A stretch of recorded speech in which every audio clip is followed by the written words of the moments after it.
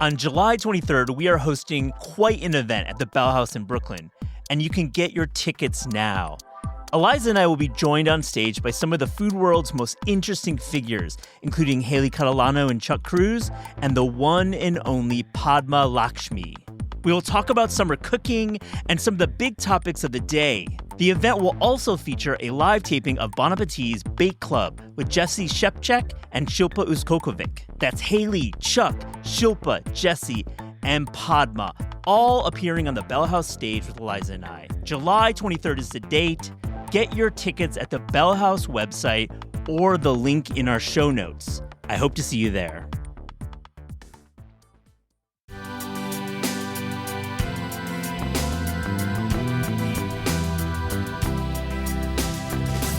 The prices in Spain, and especially in Basque, are shockingly lower than anywhere else. I got a wine at Echevarri that would be probably $1,800 or $2,000 on a wine list in the States for 200 euros.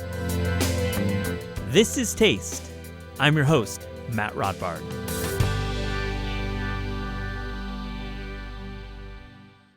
Today on the show, I welcome in Max Shapiro. He's co-host of the terrific podcast Air Jordan, and he just returned from northern Spain. We talk all about it. Max has such a mind for fine dining, and we go over all of his discoveries, what he liked, what he didn't like. It's a terrific episode. I hope you enjoy it. Max Shapiro, welcome to This Is Taste. You just returned from Barcelona last night. How are you? All things considered, I am fine. My body isn't in shambles like I thought it would be. So that's a positive. Well, I appreciate you taking the time. I wanted to have you on right away. I followed you during this recent journey. Barcelona is where you started, but you went north to San Sebastian in the Basque region.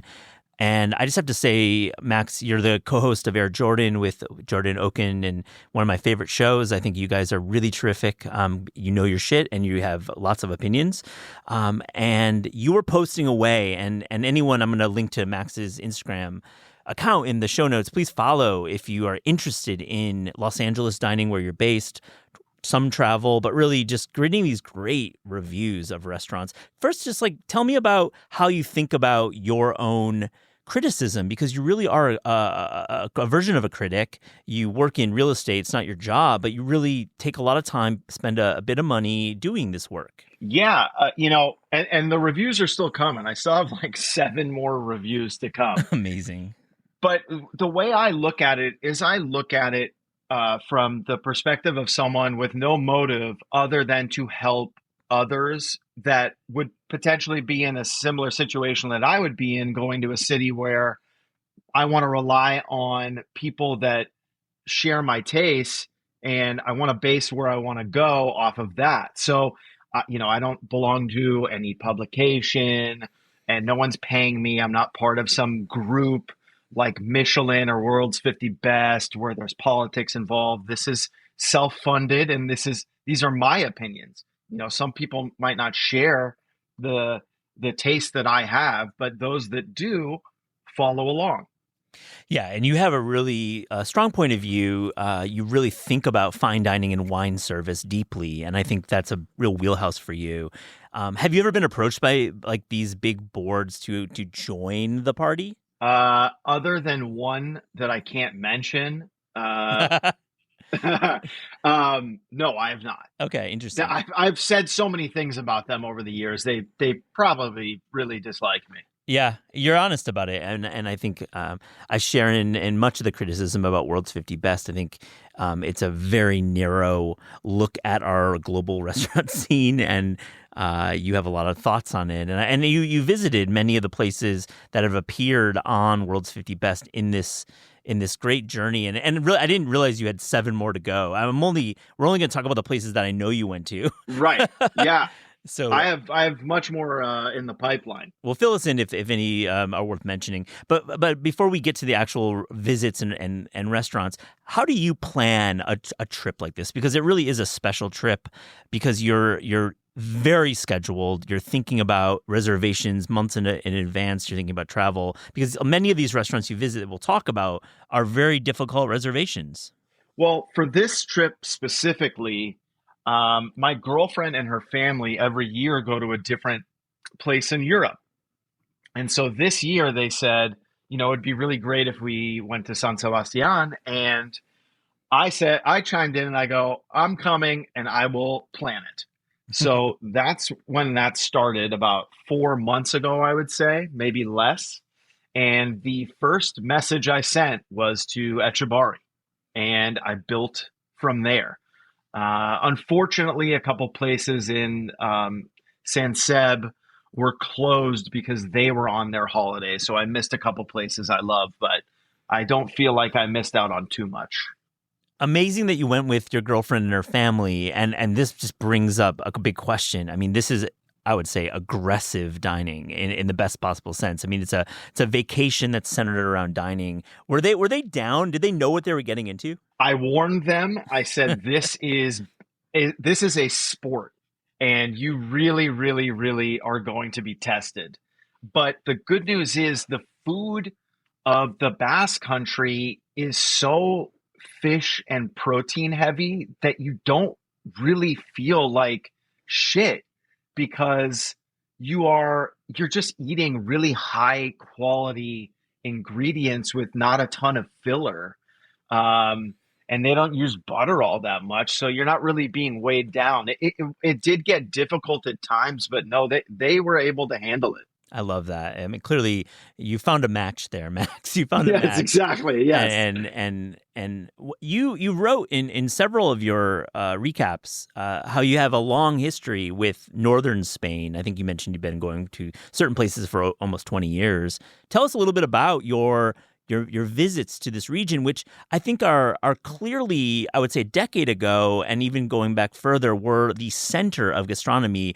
We know El Bulli's important inspiration and influence in the region. That's obviously important, but really, I feel like we've maybe moved on from Spain in some ways, but you keep going back. Yeah, I'll never move on from Spain just because of the ingredients and the way people treat ingredients.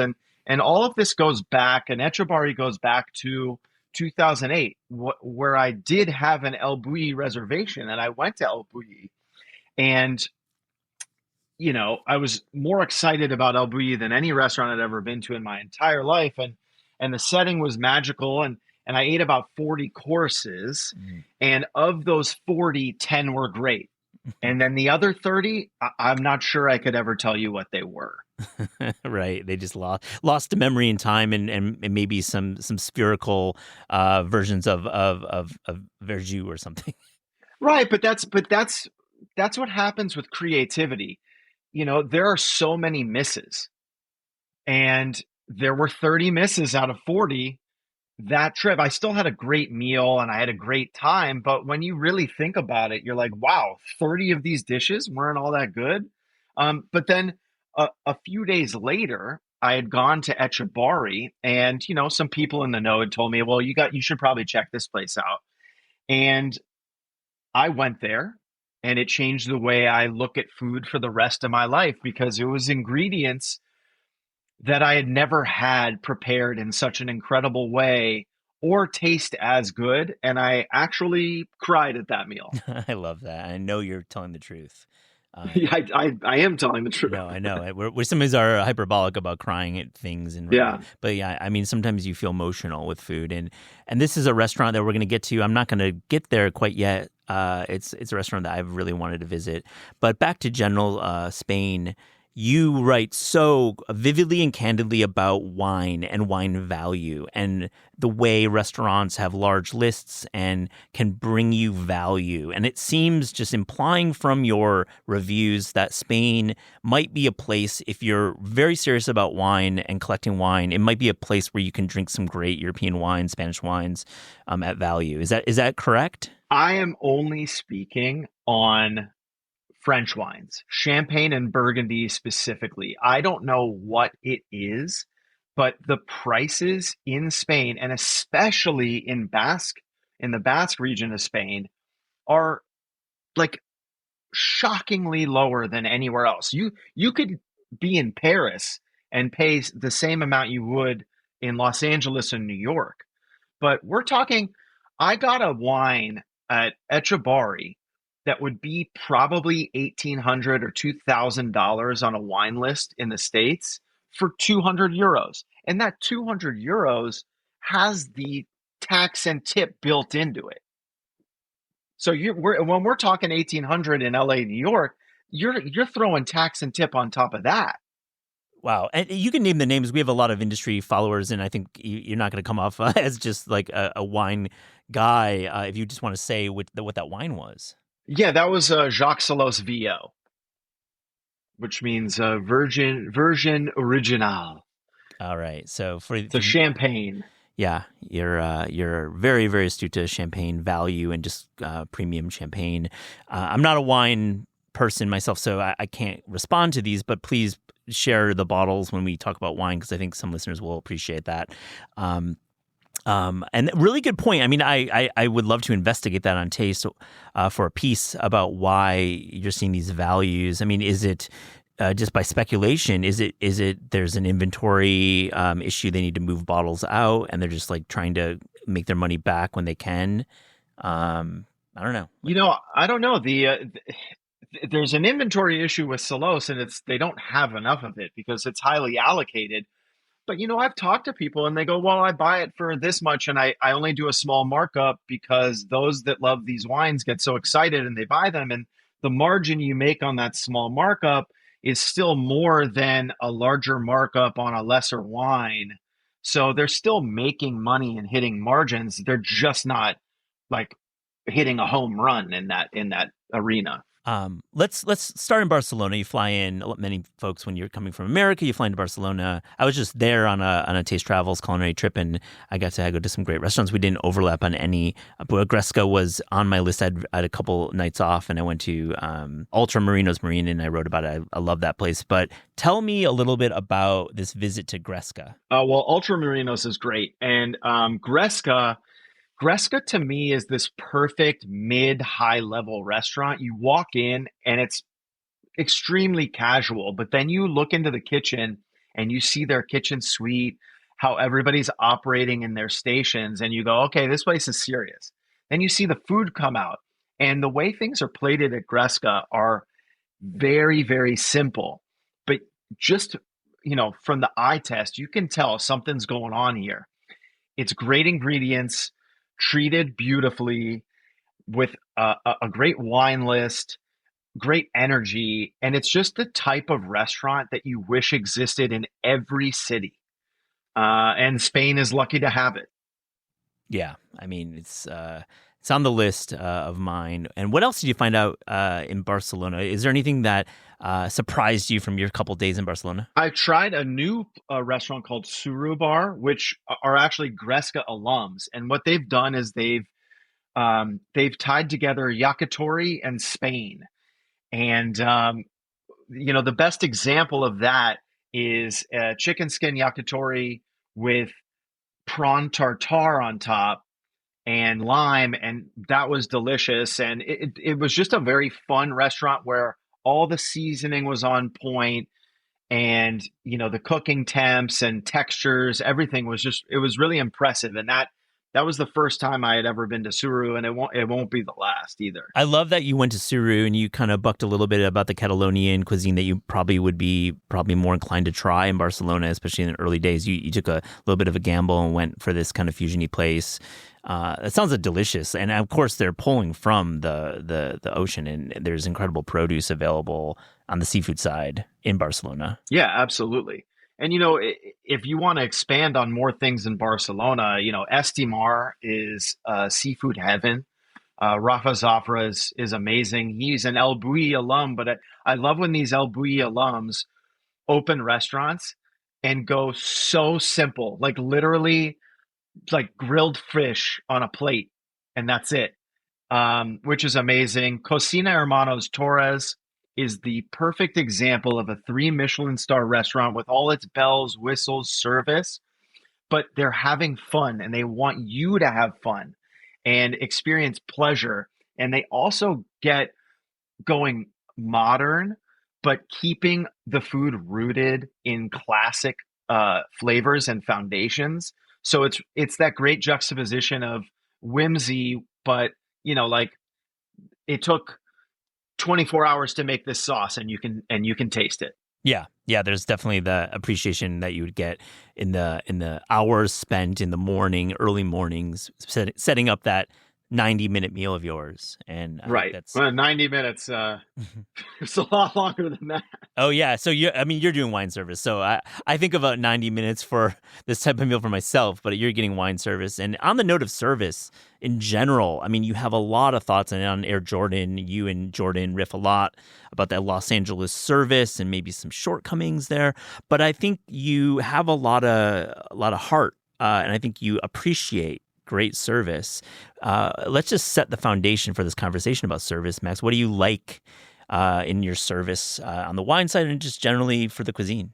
I'm pretty lenient with service. I only get upset when it just gets really bad. Wine service, if you're a restaurant that wants to provide wine service, provide that wine service. Pay attention to wine glasses. Pour when necessary. Take things off and put them back on the ice when necessary. Clear glasses. If you're not going to do that, just put the bottle on the table, and I'm happy to pour wine for myself and for the table. Um, it's just noticing things, right? Clearing plates, cleaning up the table if there's crumbs on it, whatever it may be. So I'm not that crazy about service, but when service is really great, I I appreciate it quite a bit. I appreciate that. Let's head north. I think you headed out of Barcelona. You went up to San Sebastian and the Basque region, and we'll talk about some restaurants up there. But for me, like the region is really special, and one component to the cooking there is this pil sauce, and it's magical when you get a good one. And I want to like break it down a bit how this very important technique and this sauce is used in the cooking up there. Well, you know, some people go super classic and they just do the olive oil and garlic, and then the collagen or gelatin from whatever seafood it is they're cooking. If it's going to be cocochas, which are the cod or hake throats, it's going to be a way thicker pil because of the amount of gelatin there. But if you use a turbo or a red bream or a sole, it's going to be a little bit lighter of a pil. I personally enjoy when they add vinegar to it because seafood loves acid. Everything loves acid, and I also like when they add those dried guindilla peppers just to give it like a little extra something. Because when it goes extra classic with just the garlic and the olive oil, it lacks seasoning and acidity, quite frankly. Oh, I mean that can make or break a very lightly grilled seafood. I mean, you have to have that balance of acidity, and we use citrus here a lot in the United States. Sometimes incorrectly. I mean, look at our regions when you have that big lemon on that you're supposed to like spray all over your overcooked fish. That we have this heritage, but in Spain they're using pil to really enhance this fresh seafood. Yeah, absolutely. And they don't use any citrus up there. It's all vinegar. Mm, so delicious.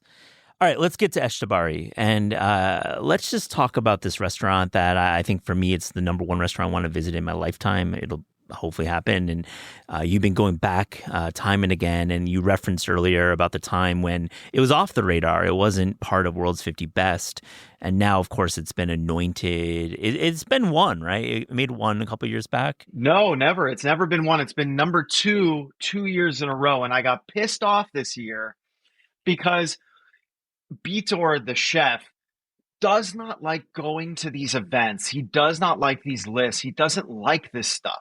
He doesn't like leaving that restaurant. So if he gets number one, he gets off the list and doesn't have to do this anymore. So I wanted him to get number one so he doesn't have to go to these things anymore. Yeah, it's a crazy world, and they make everyone go to like Las Vegas. It's like Jesus. I yeah, especially going to Las Vegas when 99% of that list is Europe and Asia. It's like, why are you having them go to Las Vegas? And I'm gonna guess that like the San Pellegrino water was not necessarily a focal point in the dining room at Eshtabari.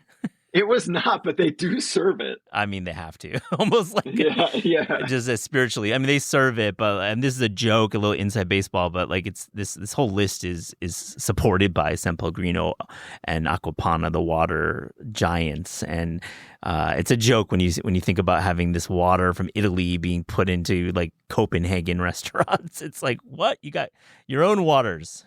They have many of their own waters, sparkling waters. You know, Spain's got Vichy Catalan, which heavy salt levels, which I love more than San Pellegrino. But no, we can't use that because we got to play the game. Yeah. So what's the scene check at Ashtabari? What's it like dining there? I really am curious about what the style of service is like.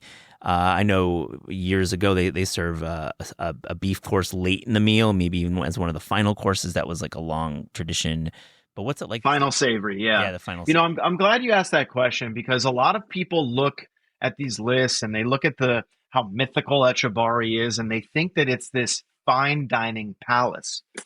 It is not. It is very casual and it's simple. It's an hour outside of San Sebastian in a small town called Achbe, which I think has 90 residents. All the buildings are hundreds of years old. You're surrounded by these verdant mountains and nature.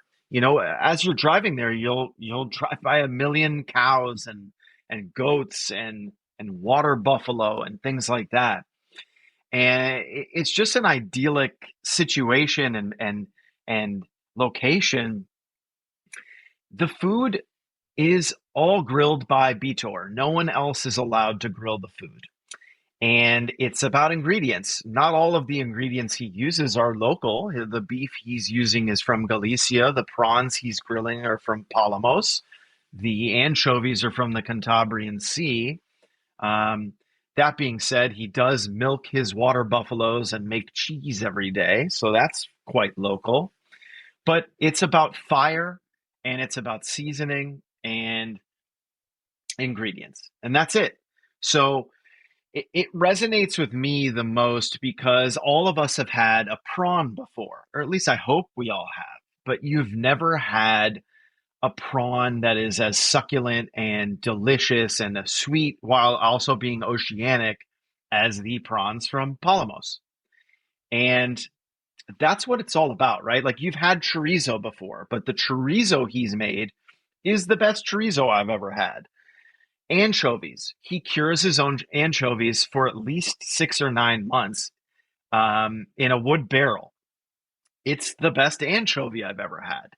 And that's why I cried the first time I ate there, is because you have a foundation and a reference point for all these things that you're eating, but you have never had them taste this good, just like the steak.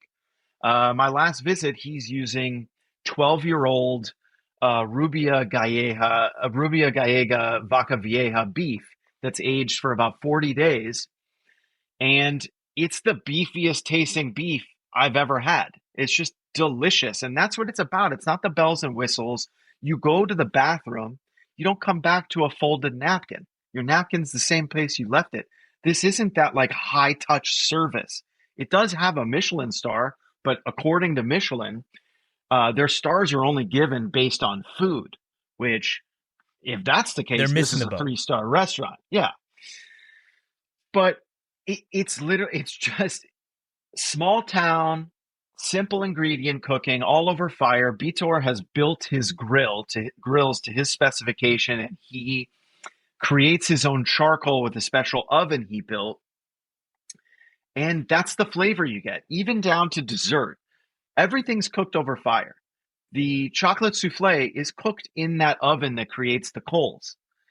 And they call it reduced milk ice cream, but it's really smoked milk. They put a pot over the grill while the embers are dying to reduce the milk. And what you get is this incredibly smoky, sweet ice cream it's unbelievable. It's one of the best ice creams I've ever had I in my mean, to life. have it as a segue from that beef, emoji beef, like the incredible beef, which seems like an incredible, like a great pairing. Just having that flow right into it. It's all a great pairing. Even the fish course.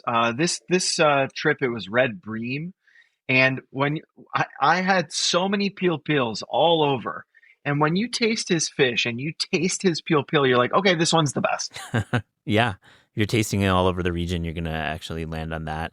I think my writing partner, Daniel Holzman, chef in LA, shares your opinions about that steak. And I just think I feel like this needs more discovery and adventure from our listeners.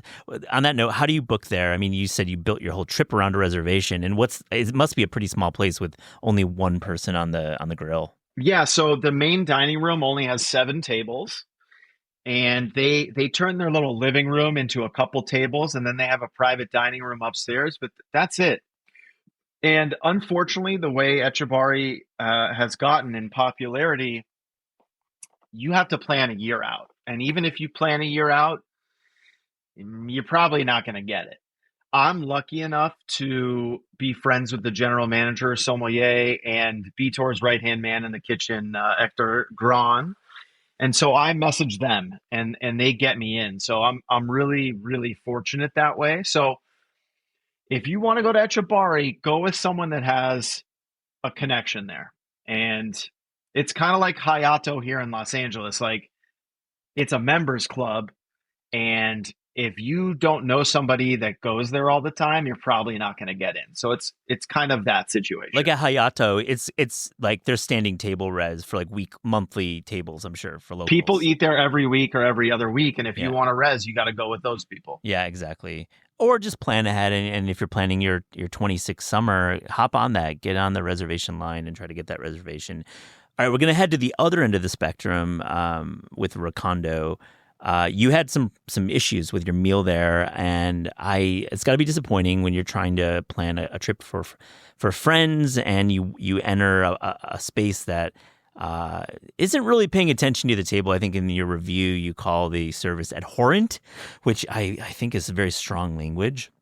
What made this meal so bad? Abhorrent was a strong word, but I've been to Recondo many times, and I still really like the restaurant.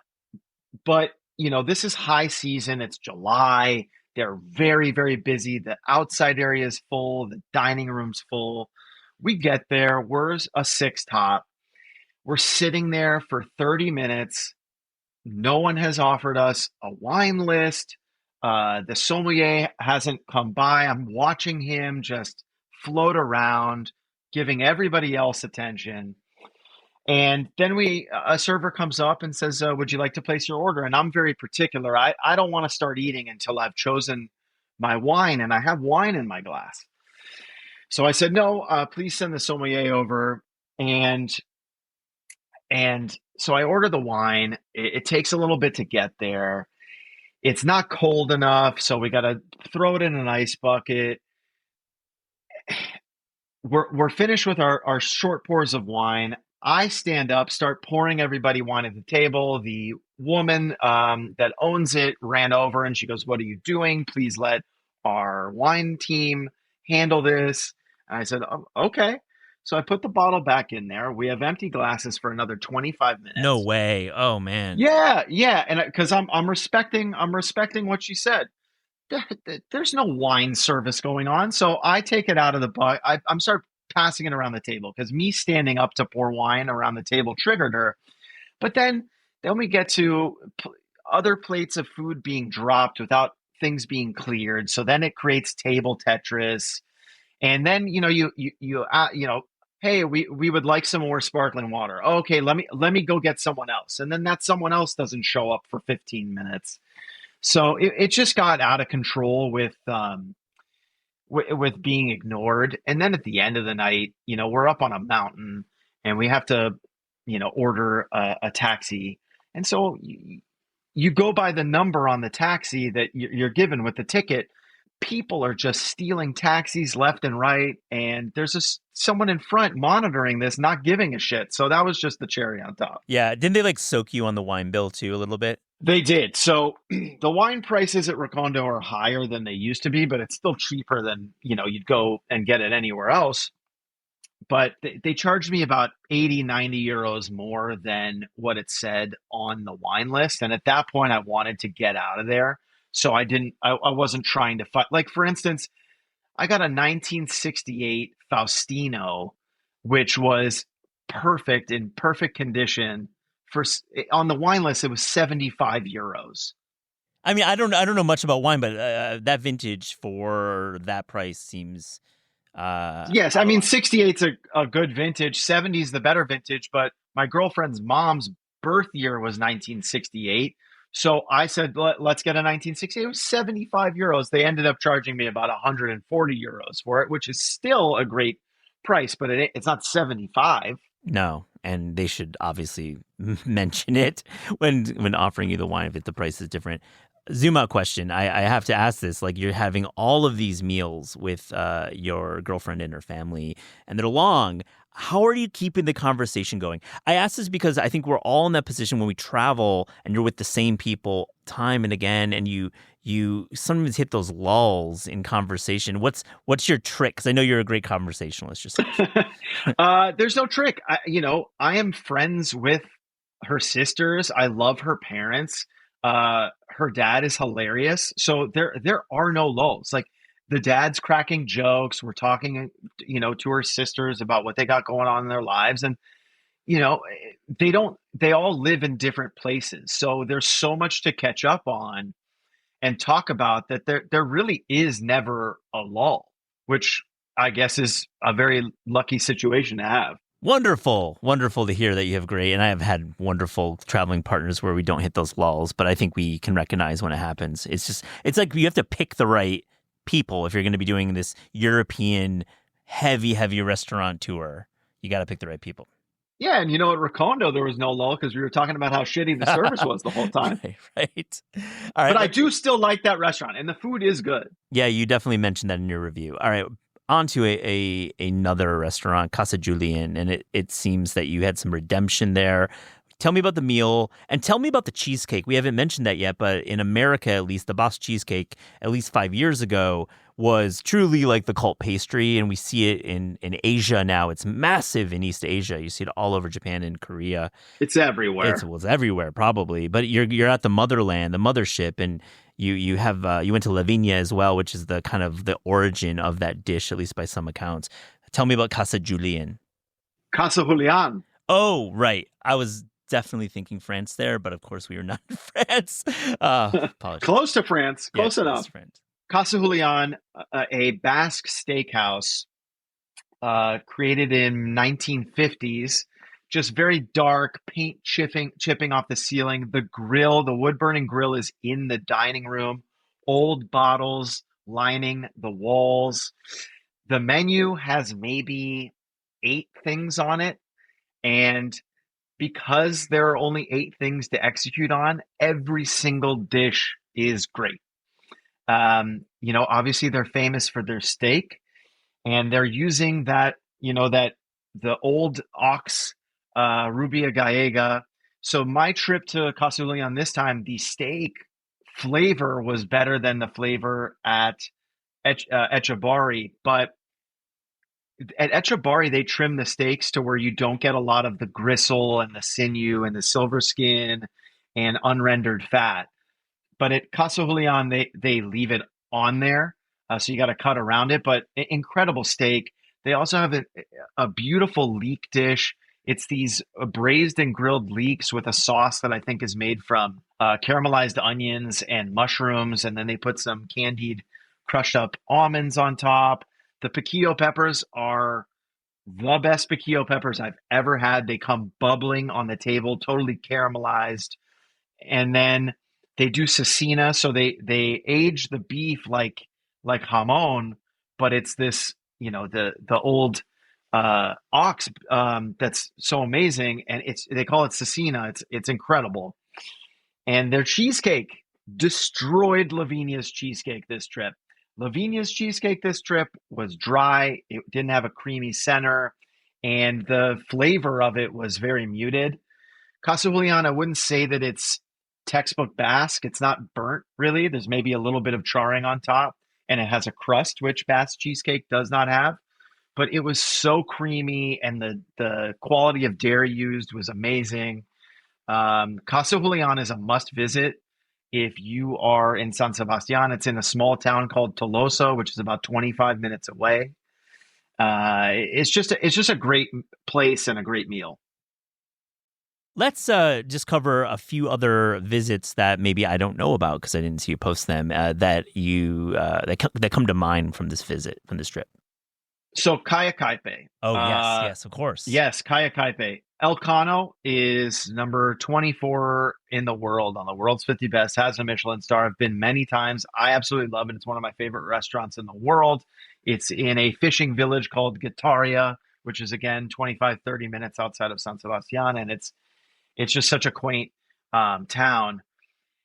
These Kaya Kaipe is the older restaurant to Elcano, and it is a family restaurant. It is family recipes. And so cousins both own Elcano and Kaya Kaipe. Elcano, impossible to book.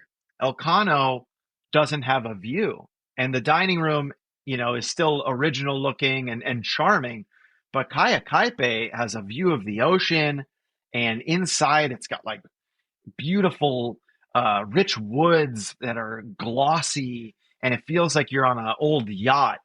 And they have a 40,000 bottle wine cellar, and it's the same recipes. The turbo, or as they call it there, the rodaballo, it is the same. And I actually preferred Kaya Kaipe this round because the service was so great, and you get this view and you get the atmosphere while eating the same food that Elcano does.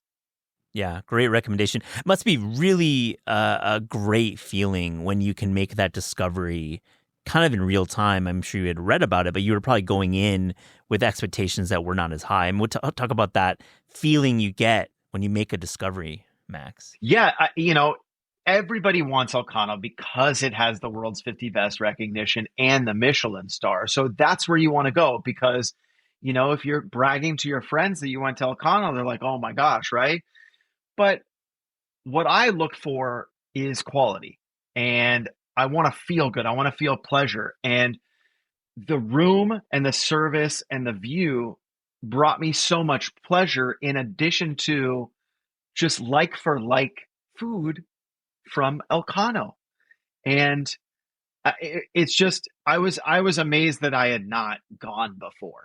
One last recommendation or just a mention before we move on a little bit. Gunbara. So in the old town where all the pincho bars are, Gunbara is a pincho bar, but downstairs they have a dining room. Just again, it just beautifully prepared, incredible ingredients. They have them laid out on the bar. And, they're famous for their grilled mushrooms with a ton of salt, and they drop an egg yolk in the middle and some parsley. They get the pipara peppers, which are kind of like padron peppers, but smaller. And I think more flavorful, that they grill and serve with olive oil and sherry vinegar and salt. And then downstairs in the dining room, it's a little more polished, and they have another amazing wine cellar with great pricing. So Gunbara, if it's open when you're in town, I think that's a must go. Phil Rosenthal went there on his Basque adventure for his latest season. He had a terrific. Did he go to Gunbara? I don't remember. I know he went to Echabari, and he went to Elcano as well. Yes. Yeah, he went to Elcano. I know that, but he also, I think he went there as well for the beginning of the episode. Terrific episode. I have so much love for Phil as a person and also as somebody who kind of looks at dining in a similar way to you, in that he's really serious about it, but his approach and his aims is quite different from yours. I think in food we can have both types of criticism and discovery. Sure, absolutely, and his approach is no criticism at all. That's true, very true. Yeah. Well, I think his criticism, to be fair, it comes in the production meetings and with his fixers, and they make the choices based on pre-visits that we don't see on camera, and he wants to show San Sebastian and the Basque region in its best way. I love that. You should definitely, if you're into visiting this area, definitely check out Max's Instagram and check out the new season of Somebody Feed Phil, the Basque episode. It's terrific. So, Max, what's your DM situation during this visit? I asked because I know you have so many industry friends, and you have like 50K on Instagram, so you have a lot of followers. And what you're doing these visits, and I'm sure there's a lot of jealousy, but there's also just a lot of like camaraderie from people who'd been there, or just they're just like super excited about your trips. And I'm one of them. I was just very excited to see this really critical look at these restaurants. Yeah, it's a great mixture of people going like, "I love that place. You're totally right. One of the best meals I've ever had." And then there are people that go, "Thank you so much for taking the time to break this down and tell me because, I've never been, and it's great to have a resource like you to decide where to go." Because if you follow lists and you follow Michelin, I mean, you're going to run into some issues. Like for instance, when people go to San Sebastian, everybody goes, "Go to Arzak, go to Mugaritz." I'm here to say, do not go to those restaurants. And if you want to go to Mugaritz and not eat a single delicious bite of food and be challenged the entire time, go ahead. And Arzak, I mean, listen, Juan Maria Arzak, a legend, so important. But the food that is being cooked now, for me personally, it just does not resonate. So these people are saying thank you in the DMs for me taking the time to just kind of lay it all out. Yeah, I mean, book at Casa Julian and not Arzak. And your Yeah, silence and you'll was save a lot of deafening. money. Your silence was deafening when those on those places. So I appreciate it. And if you want to really get a take, go back to an episode of Air Jordan and listen to Max's opinions about Austria Francescana in Modena. Oh gosh. The David Gelb Yeah. episode was so I just love that. Wow. It's podcasting gold right there.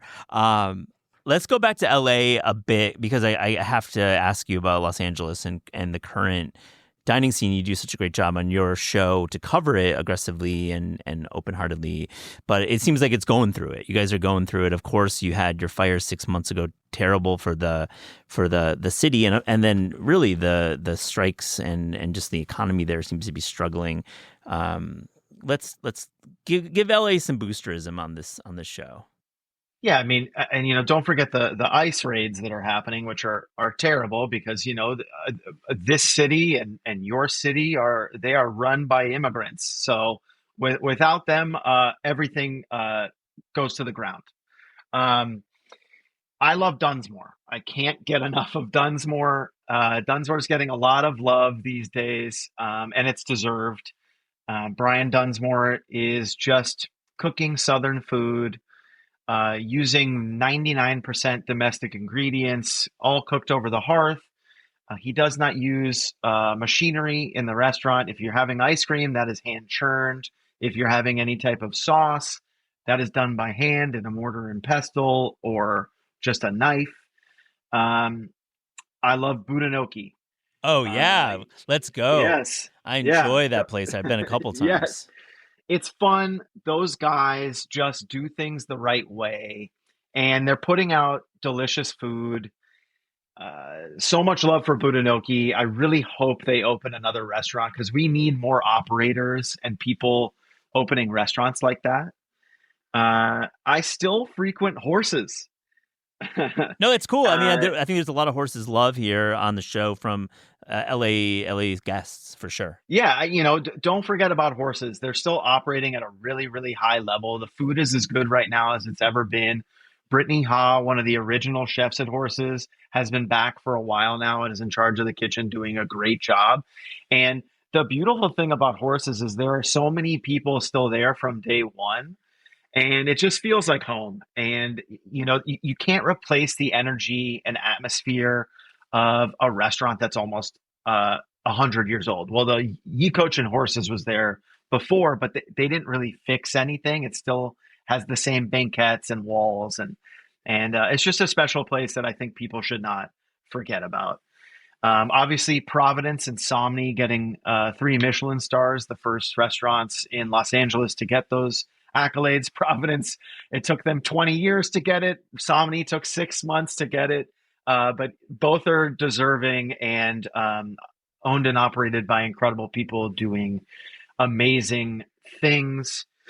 On the sushi front of things, Shunji, who just gets overlooked by Michelin and other lists. Shunji is my guy here. We have so much great sushi, by the way, but Shunji, a 7-seat counter, someone who, came up in the Nobu world of things, just doing great stuff. And there is a restaurant that opened almost a year ago in Santa Monica called Muse that is owned and operated by a 24-year-old kid. And yes, I can call him a kid because he's 24 years old. It's a small restaurant. It's 30 seats. They are doing food in a kind of classical French way, but doing it very properly, using very good ingredients. The steps of service are great. It has become one of my favorite restaurants in Los Angeles because it gives you that old school feeling and service by a 24-year-old who he worked at Waterside Inn in Bray, a 3 Michelin star restaurant near the Fat Duck. And so that's where he came up as a teenager, which wasn't that long ago, learning the business. So that's translated at Muse in Santa Monica. What else? I mean, I there's a lot in the rotation, but unfortunately not a lot new is opening that I'm in love with. Well, that's an amazing survey, and I'll shout out the chef Farad Kayami at Muse by name because you've given him such glowing reviews and amazing because that was new to me, so I love that. Well, Max, I really appreciate this time.